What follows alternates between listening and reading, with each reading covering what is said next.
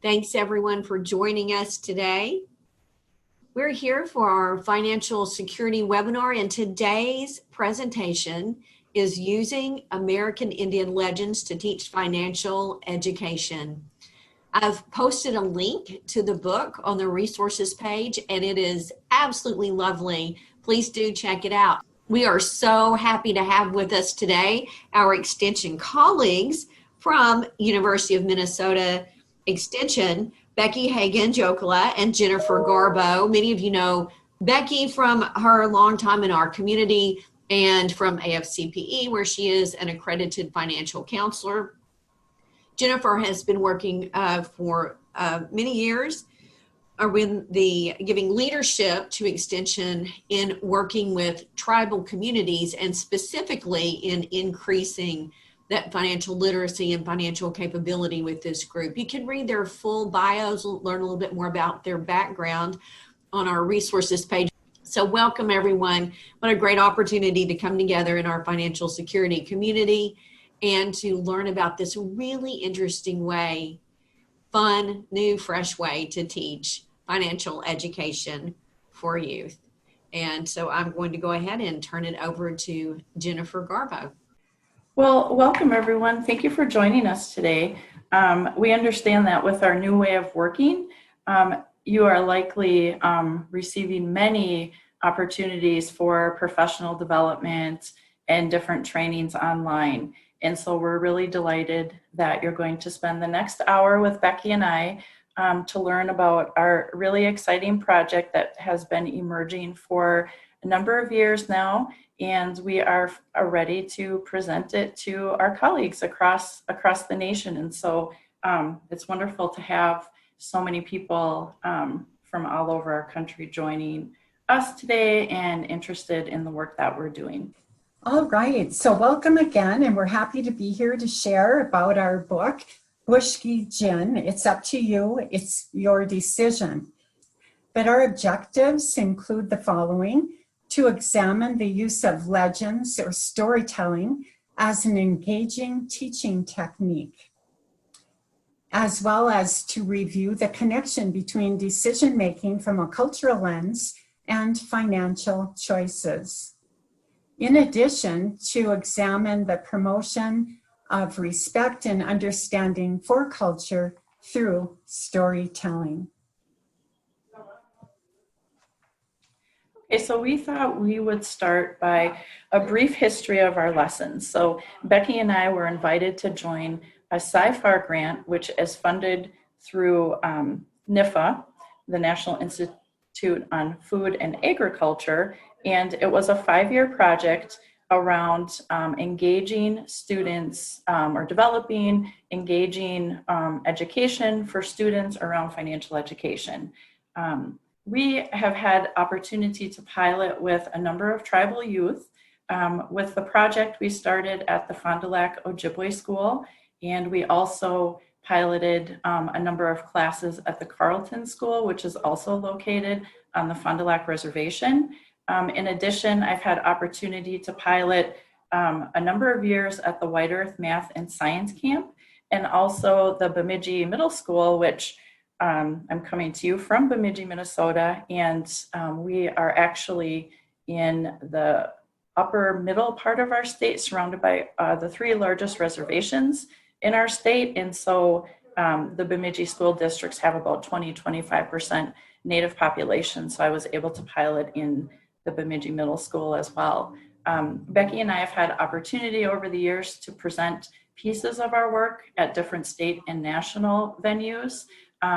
We've undergone a process over the last year of a number of peer reviews and revisions. And then just recently, we did our final editing and the publishing of our beautiful book, and with the support of many of our colleagues, our area program leader, Mary Jo Katras, and a number of our other colleagues within Extension. So culture and content, there is an intersection, and I want to spend just a moment talking about this.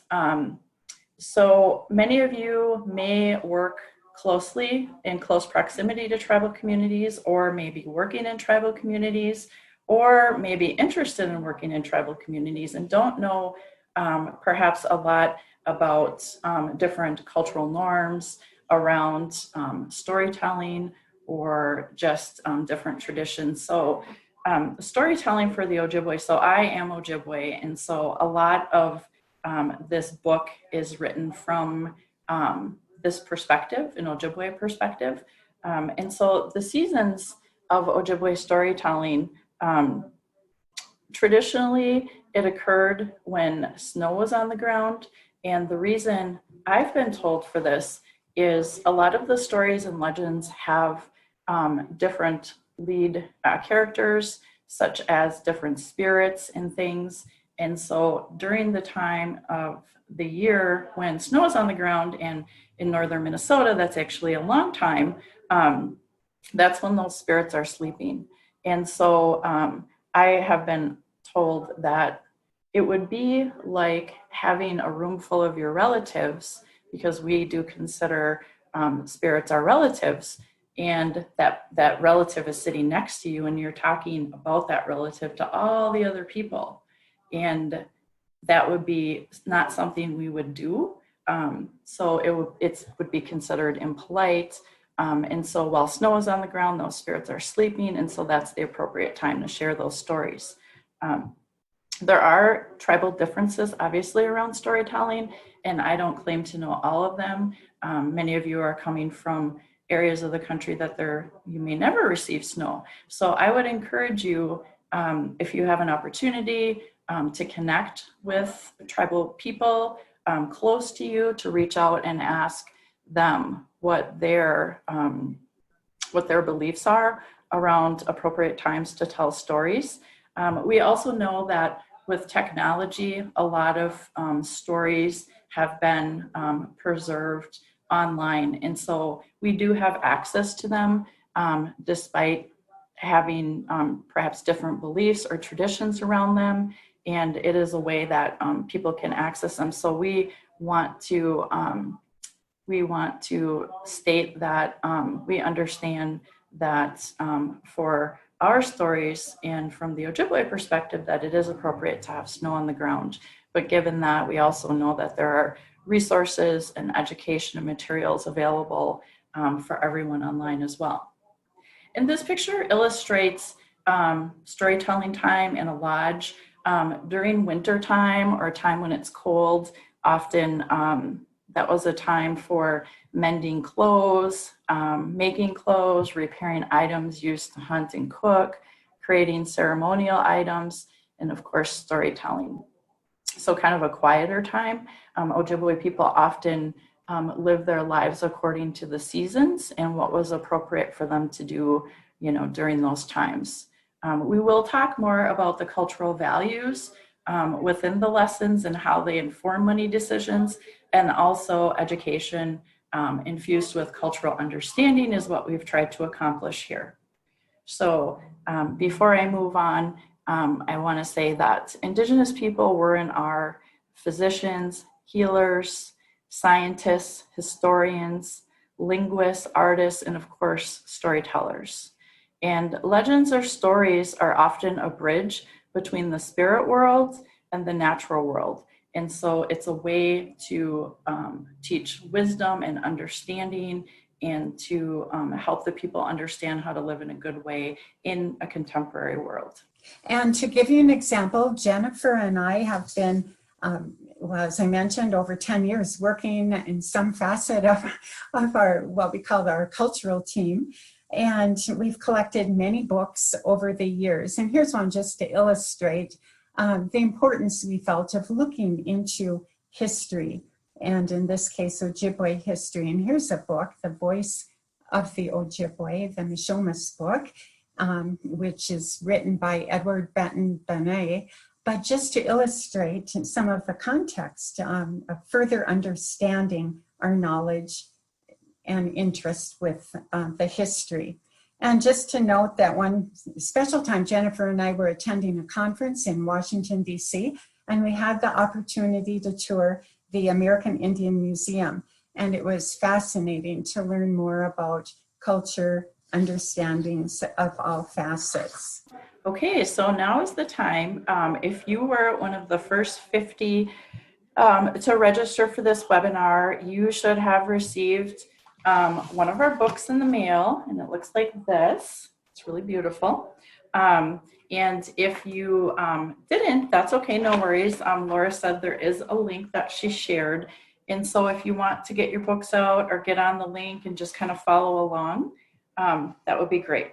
So our 6 lessons, Booshke Giin, is a creative approach that involved American Indian youth in active learning experiences that make financial education and financial concepts relevant to their everyday decision making. And that was really important because oftentimes we know financial capability isn't really designed for youth. Sometimes we try to retrofit adult education, and that always isn't a good fit. And then when you have diverse youth, there's also that extra layer that sometimes there is just it just doesn't quite fit for them.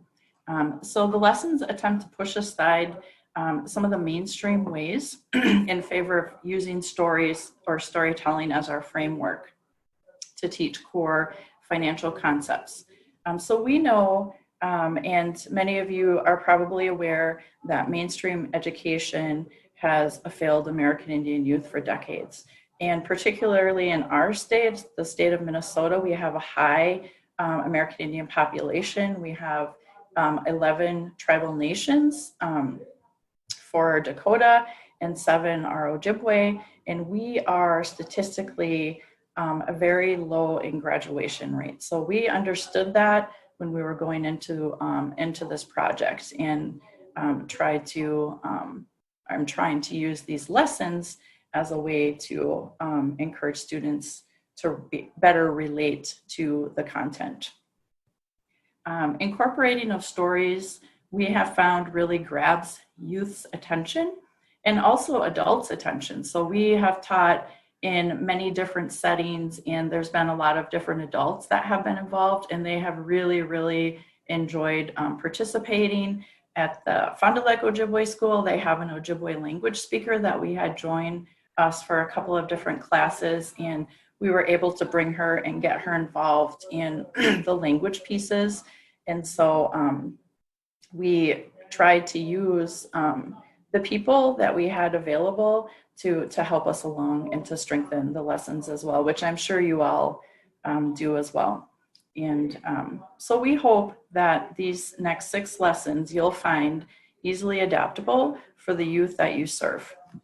Also, I would just like to mention that we had a project team, Dr. Joyce Cerrito. She's an associate professor and extension specialist in family social science at the University of Minnesota, as well as Sarah Louise Butler, who was our research support person and who was absolutely invaluable in helping us get to the place we are today. And especially many people have been commenting on the beautiful artwork, and Sarah reached out to all the artists and the artist families to get their permission to use the images. So that is a really significant contribution that they've both made, along with many, many other contributions as well. We start with how to use the lessons. So we provide some background for the teachers or the instructors that are going to use it. So our approach combines personal finance concepts and American Indian stories. We design the lessons primarily based on Ojibwe stories, although the Three Sisters lesson, many different tribal nations have their own versions of a Three Sisters story. And so that would be considered more of a pan-Indian story, where a lot of different tribal nations have their own version. To reinforce the concepts, we incorporated Ojibwe vocabulary and some pieces of cultural information. And that has been something that I think has been a really unique contribution in the world of financial education, working with youth, because in my years, I haven't come across, I'd be hard pressed to think of one lesson or materials that use Ojibwe language around financial education. They may be out there, but they're not real common. And so we thought we were perhaps filling a gap that exists out there as well. So the stories can be shared or they can be read individually. We have a series of questions that are asked about the story, and we've done a number of different things depending on class size. So if it's a small class size, it may just be one small group. You know, we've had classes of, at the White Earth Math and Science Camp, I had classes of 30 students. And so I broke them up into, you know, groups of 4 or 5. And so there's a lot of flexibility within the lessons as well. So we also have a number of activities and games that are embedded within each lesson. And we try to incorporate, we're trying to encourage youth to participate, because the commission that we were given initially when we started this project was to develop some engaging kind of quick pieces of education to get youth interested in learning more about money and how to make decisions around money. And so one of the activities that both Becky and I have received a lot of really positive feedback from the youth about, actually there's 2 that stand out to me. One is the needs and wants cards, and we had them translated into Ojibwe. And so many of you, I'm sure, are familiar with different variations of needs and wants, where the kids get together in groups and they have to make these group decisions. What's a need, what's a want, and what's a maybe pile. And then we get together and discuss as a large group. But we had our needs and wants translated into Ojibwe. There were some that we weren't quite able to, and that was okay. We just included them in English.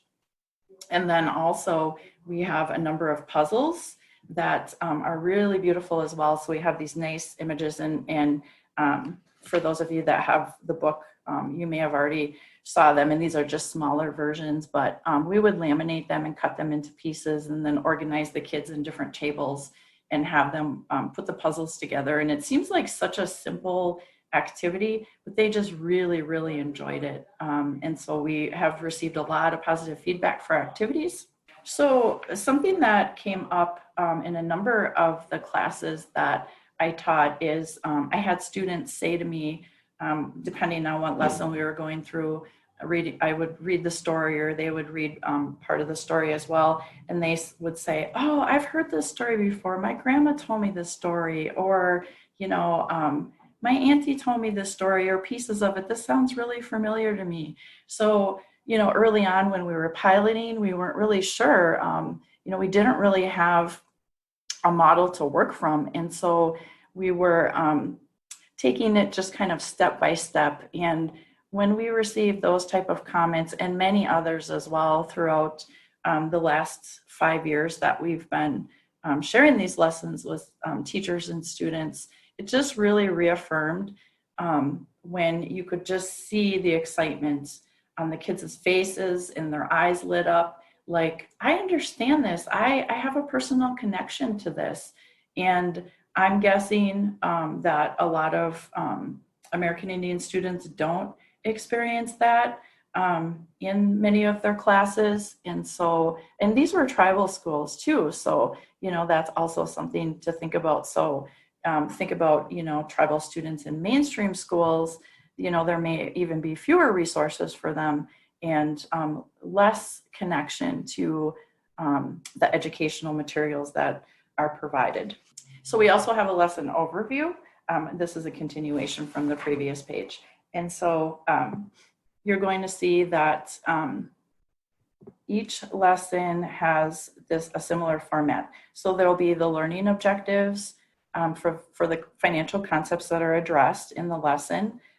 Words used in the stories with significant meaning translated into the Ojibwe language. So something else that was really important to me as we embarked on this project is how important it is for me, if at all possible, to contribute to language preservation. I'm not a fluent speaker. I actually took some classes at Bemidji State University, some Ojibwe language classes, and learned some very remedial Ojibwe language. So I'm still learning, but it's vital. It's really important. And so it was really exciting to me, and it's been really exciting for the students to have Ojibwe language incorporated within the lessons. I've even led, probably not very gracefully, but I've led some different pieces to have the students, kind of do a sound off, and I let them know, because some are a little anxious, they may not want to speak the words in case they mispronounce them. And I let them know that I'm learning too, so we're all learning together. And so we've done these kind of shout outs with the words, and it's been a really powerful experience for me as an Indigenous person, as well as the students. I see that they've really enjoyed it. So there's an estimated time for teaching the lesson. We know teachers and youth have different styles and backgrounds. So, we encourage to try it out. So the teacher that I worked with at the Bemidji Middle School, she could see how she could modify some pieces, for considering the time frame that she had to work with. And so we think that we've developed them, that they're flexible enough to accommodate a longer class period, or if you needed to break up even one lesson into a couple of different class periods. And also, I did want to mention that each lesson is a standalone, so you don't need to teach them. You don't need to teach them all or in order. When I shared the lessons with the teacher that I'm referring to, she picked out two that she thought would really resonate with her students, and so I went in and taught two different lessons. I think it was 1 and 4. So there's also a list of materials, both needed and optional, for the different activities. We tried to keep it really simple. We understand that teachers are oftentimes having to purchase a lot of the supplies themselves to teach their students, and so we didn't want to make it too complex. We wanted just really common materials. There's some ideas for introducing the activity and laying the groundwork for the lesson, overview of what will be learned. The self-discovery activity or game allows the youth to explore the topic a little farther. And then we also have a section that's reflect and connect, which is conversation ideas to help the youth process. And this has been really helpful. Many students are really eager to share, and then others are more reserved. And so by creating some space for them to have additional, dialogue and just talk a little bit about it, it's really interesting to observe some of the conversations that have come out of those small group discussions. And so we do provide 2 sets of questions that teachers can look at and use if they choose to use. Okay, thank you, Jennifer. And then as we continue to go through the book, you will see in the next portion all of what Jennifer related in action in the lesson itself. The first one on values and goals, why the porcupine has quills, is the first lesson.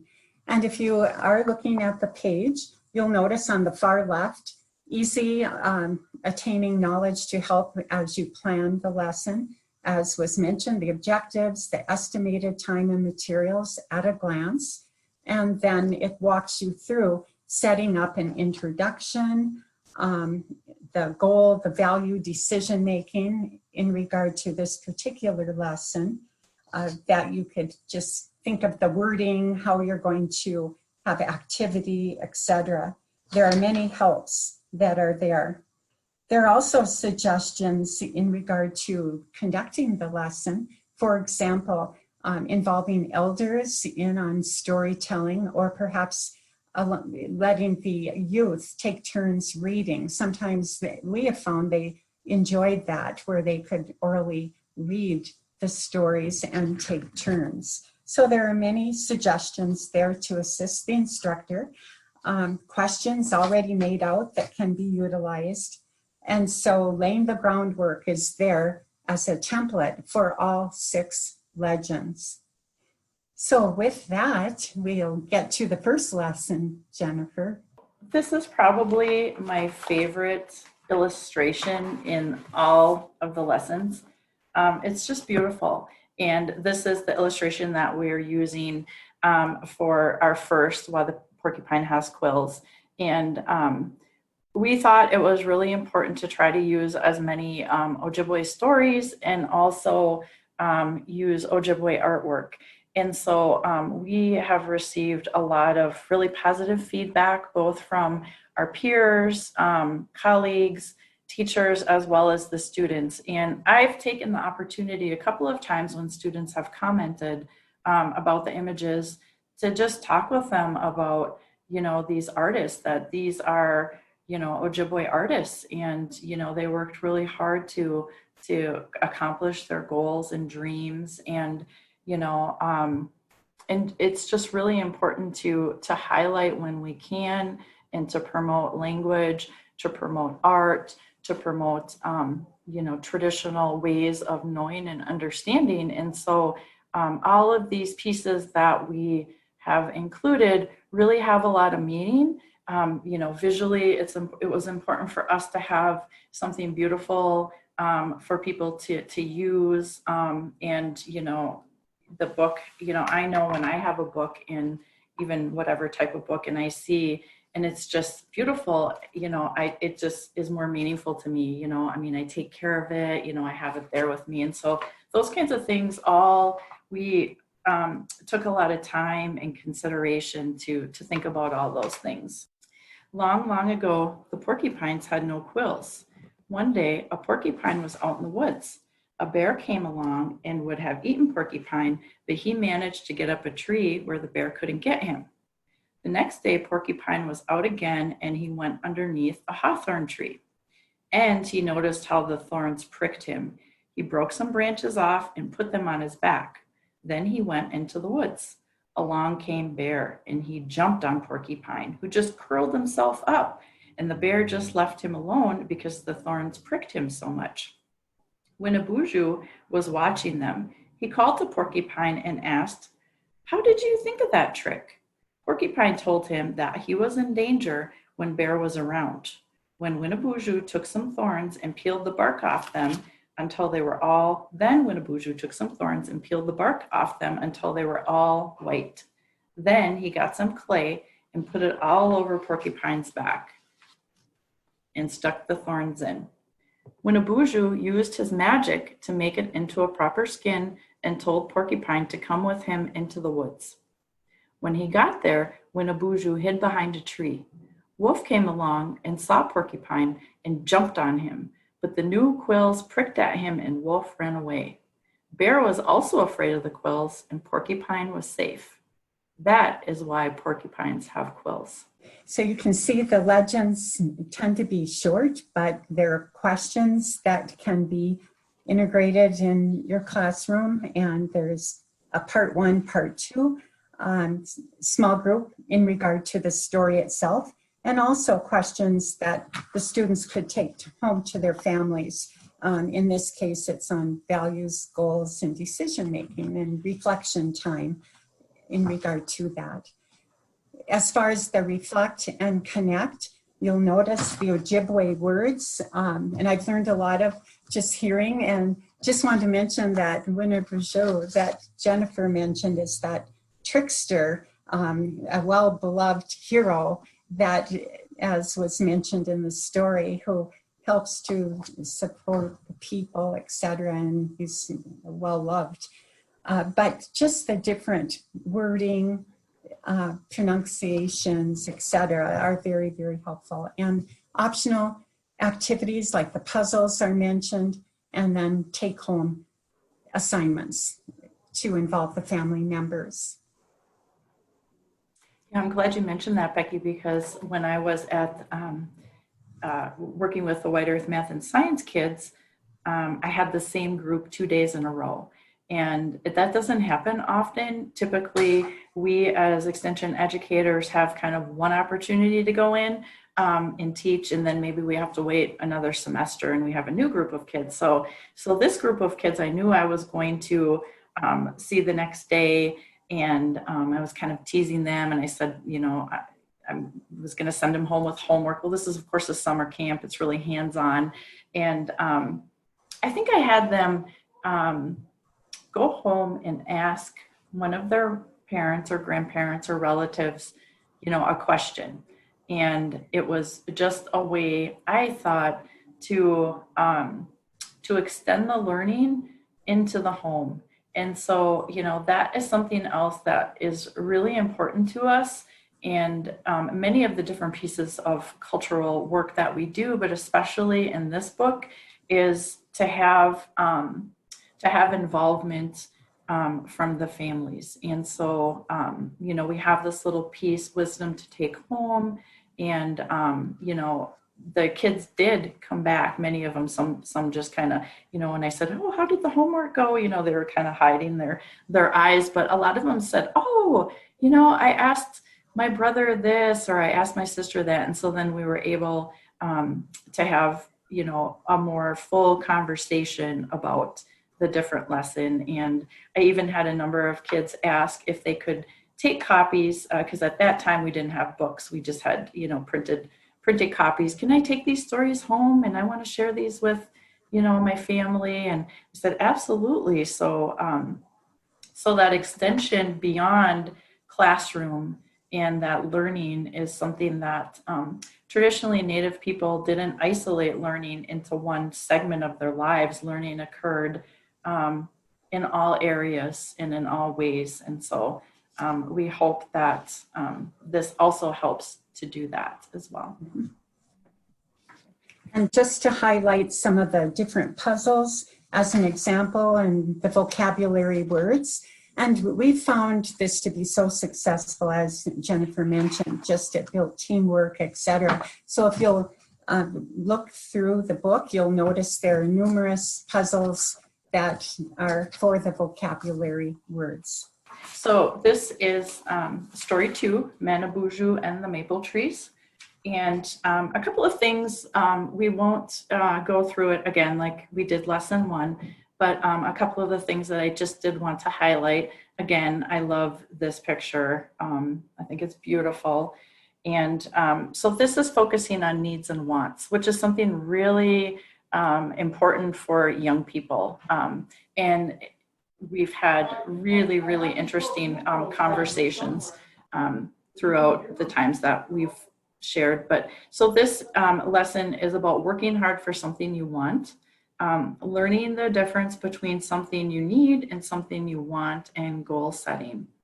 Understanding how to live in harmony and a good way is really important. So this idea of cooperation is weaved throughout all of the lessons. So working in harmony, working in cooperation with your family and with your community to achieve your goals and your objectives in life is really important. And you'll see that kind of threaded throughout all.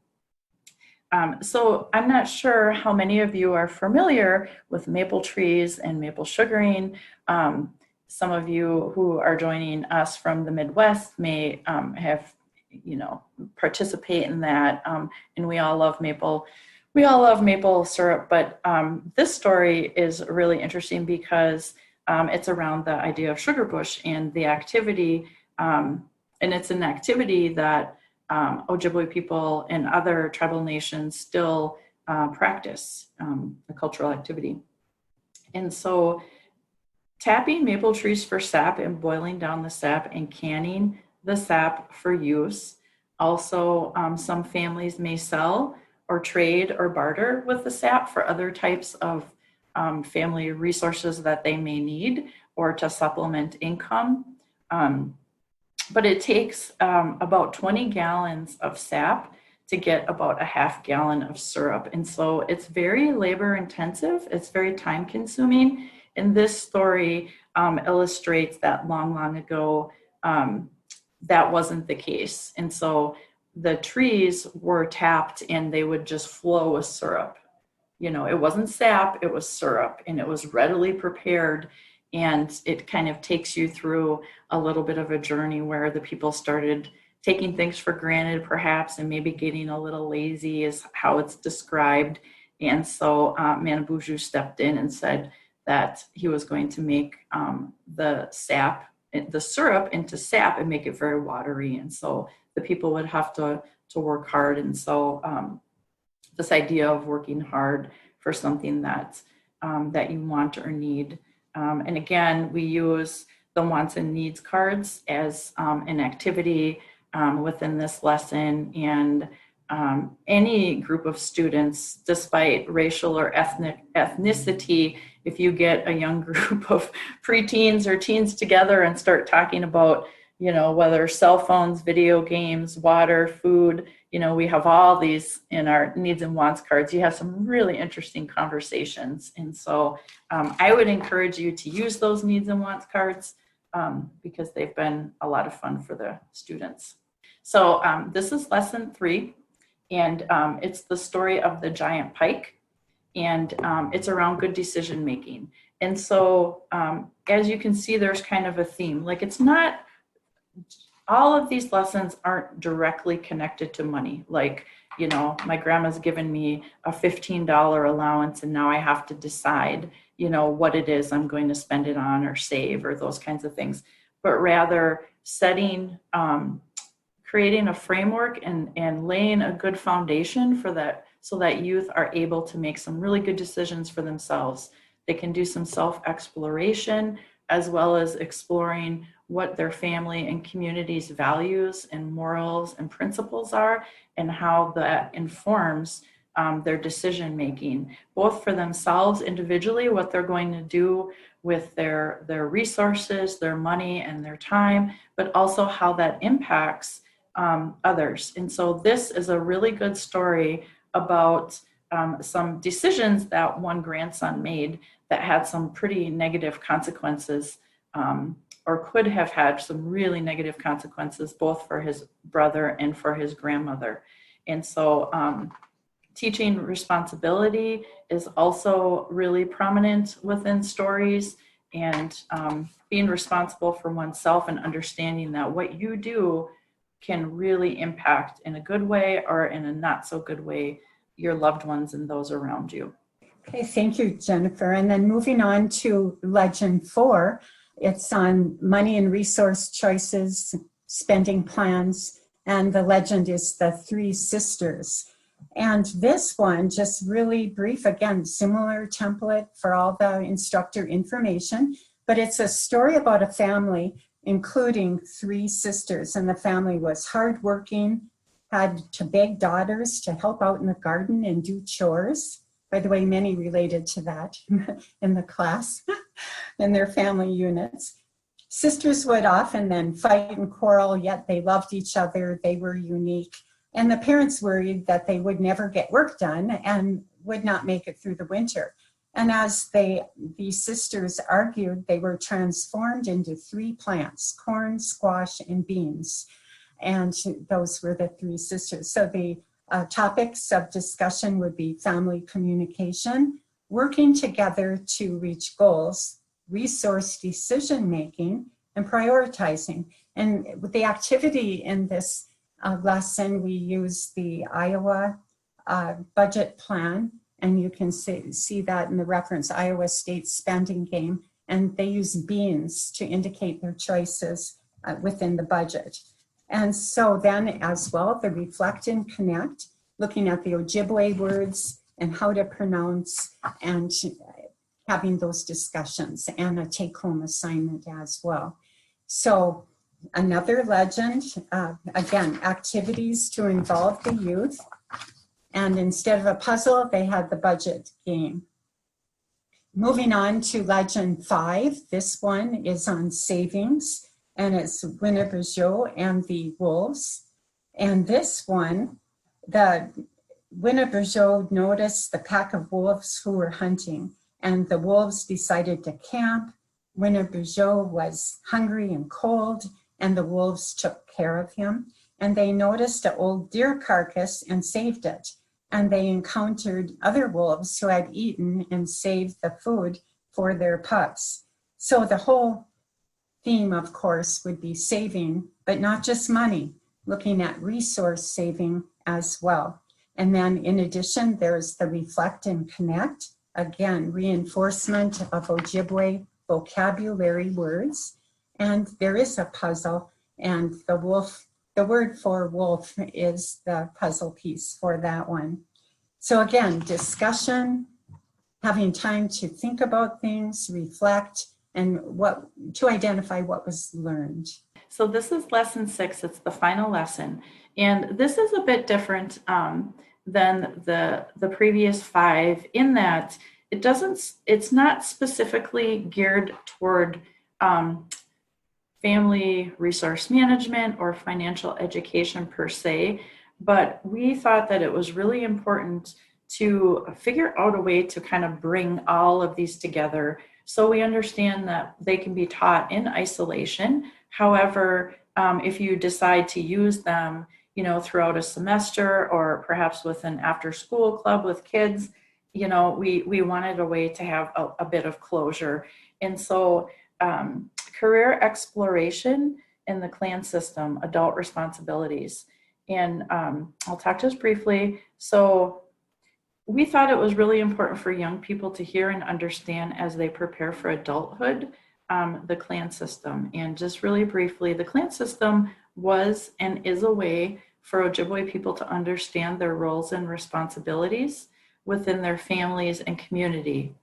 It's a way to organize and share the burden of responsibilities. As young people begin to explore what their career interests are, knowing and understanding what their gifts and their attributes and their contributions are can really help guide them in good decision making. And in this lesson, we do discuss the 7 clans and their associated strengths and responsibilities. And so, as young people, we've taught these lessons with older elementary, middle school, and high school. And we've had conversations with the high school students, what are you planning to do? What are because these are juniors and seniors, and a lot of them, I'm not really sure. I'm kind of interested in this, but I don't really know. And so we thought this might be a way to help guide some of that. And so again, this final lesson is a bit different than lessons 1 through 5, but it's a really, really interesting lesson for those of you who may not be familiar with the clan system. I would really encourage you to spend some time reading and thinking about this. And there are many, many resources available online and books. And we, at the end of each lesson, cite all of our resources where we have gathered this information from. And so we were really careful to make sure that we're giving credit where credit is due, as well as, academically ensuring that we're doing what we need to do to be responsible as well with crediting people. Okay, yes, team teaching we found to be a real plus, and they looked for us. And here's an example where Jennifer was not able to travel to Cloquet, Minnesota, where we were involved with team teaching. And so we were creative and used technology, and it worked out quite well. Just a quick note that we actually had our federal funders at this class. And so they had an opportunity to observe us teaching a lesson, and then also adding kind of the technology piece, because I live 3 hours from Cloquet and I wasn't able to travel. And so this worked out really nicely. I actually read the story. That was probably my big significant contribution, and Becky really taught the lesson. So the next slide shows the group. They love the needs and wants, and we made it everything as active as we could. And here it was the need, the want, the urgent, and the not urgent. And discussion just abounded. It was so fun to watch the students interact. And with this, we chunked the information due to attention spans and such, and had, mostly the active learning. Important to take a look at. And just a couple of quick things. We also taught in the high school in math and language classes. And in one instance, we entered the room. This is my famous story, Jennifer. And we kid you not, there were spitballs going through the room. The teacher was, she captured her class. We shared the legends. You could hear a pin drop. And all the cell phones were to the side. They listened. If you skipped one little part, they knew it because they heard the legends growing up with their families, their grandparents, etc. Teacher knew her students, ones that had a lot of energy, had them actually hold embroidery floss and had them work with the threads while we read the legend. It was fascinating. And students, we built rapport. They looked for us in a situation where they switched rooms for us. The students actually tracked us down in the school and made sure we knew where to go. They were awesome. And so with that, if you'll turn to the next slide, Jennifer, real quick, just this is a planning in progress. We constantly evaluated, look for outcomes, but knowing that things take longer. Again, reinforcement of that relationship building is critical, and being open to whatever happened. Flexibility was key. Thanks for being with us today.